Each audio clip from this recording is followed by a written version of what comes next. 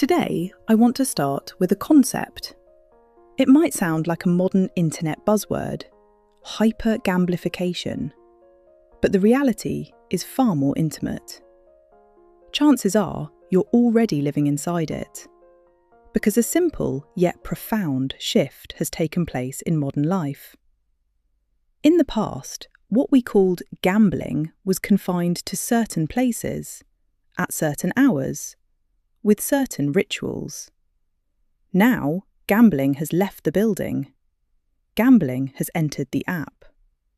And more importantly, gambling is no longer just about losing money.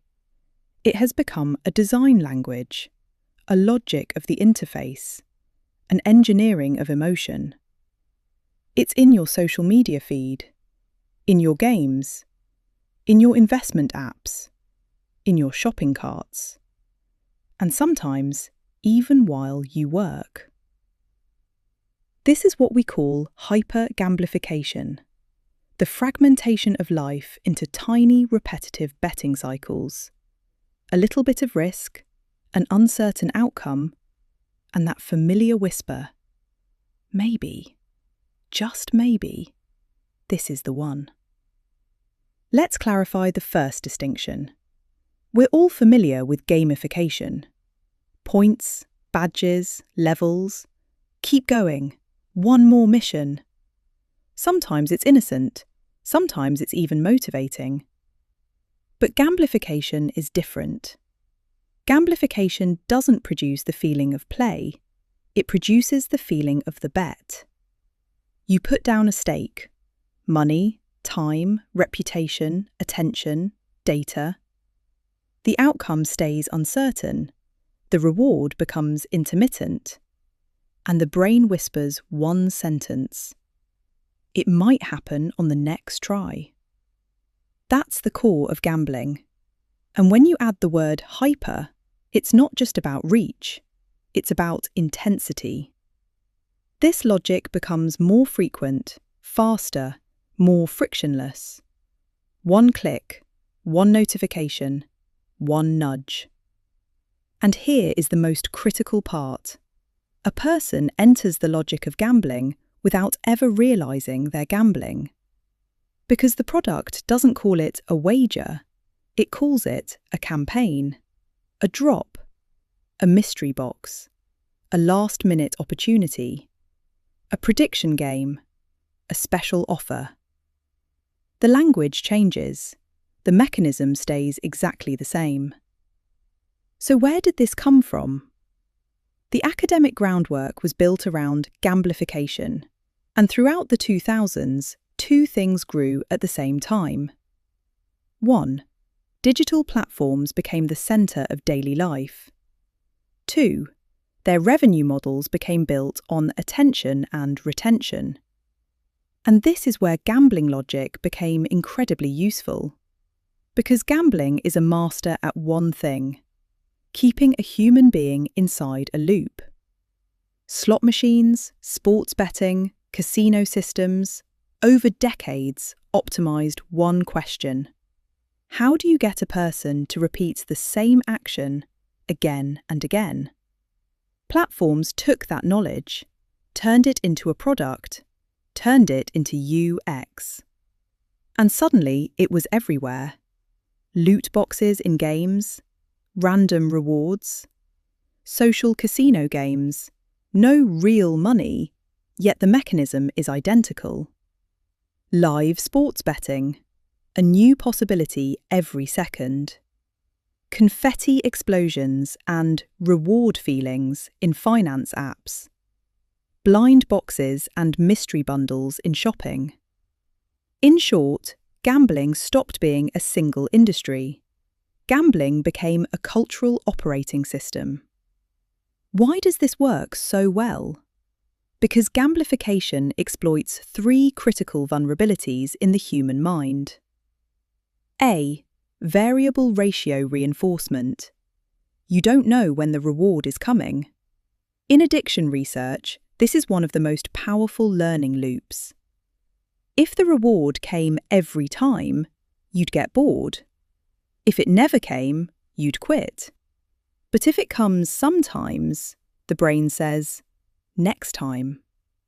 This is why certain platforms train you into the same rhythm. Sometimes your post goes viral. Sometimes it disappears. Sometimes the video hits. Sometimes it flops. And you slowly become something else, a probability hunter. B. The near-miss effect. Almost had it. This is one of the cruelest tricks in gambling. You lost, yes, but you were close. And the brain doesn't record it as a loss. It records it as a reason to continue. That's why you see so close animations in games. That's why a 90-plus 3-minute goal feels like trauma in betting. That's why only one item left in stock feels like urgency in shopping. They don't push you to stop. They post you to try again. C. Uncertainty and dopamine. Uncertainty can be more addictive than the reward. Dopamine doesn't just spike when the reward arrives. Often it spikes harder when the reward is uncertain. So the system doesn't merely sell you the reward, it sells you the possibility of the reward. And after a while, that possibility can start feeding a person more than the prize itself. This is why some people say something terrifyingly honest. Winning doesn't even feel like relief anymore, but the chance of trying keeps me alive. That sentence is the heart of the addictive mechanism. Now let's shift into philosophy. If someone asks you to gamble, you can say no. But what if someone gives you an app that calls you back with notifications, reduces friction to zero, packages losses as almost wins, explodes confetti when you succeed, and treats you like you're special every single time? How free are you, really, inside that environment? This is the central ethical question of our era, because manipulation no longer arrives with brute force. Manipulation arrives politely, sometimes even as if it's for your own good.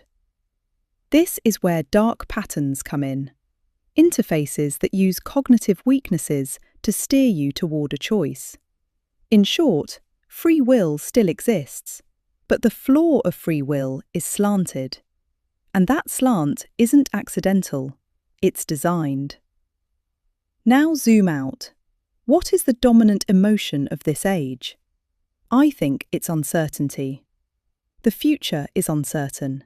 Income is uncertain. Jobs, status, relationships, uncertain. And as uncertainty grows, people seek control. But the system doesn't give you control. It sells you the feeling of control. Gamblification fills that void. It makes uncertainty feel manageable. I decided. I timed it. I predicted. I took the risk. But most of the time, you're not doing risk management. You're doing risk consumption.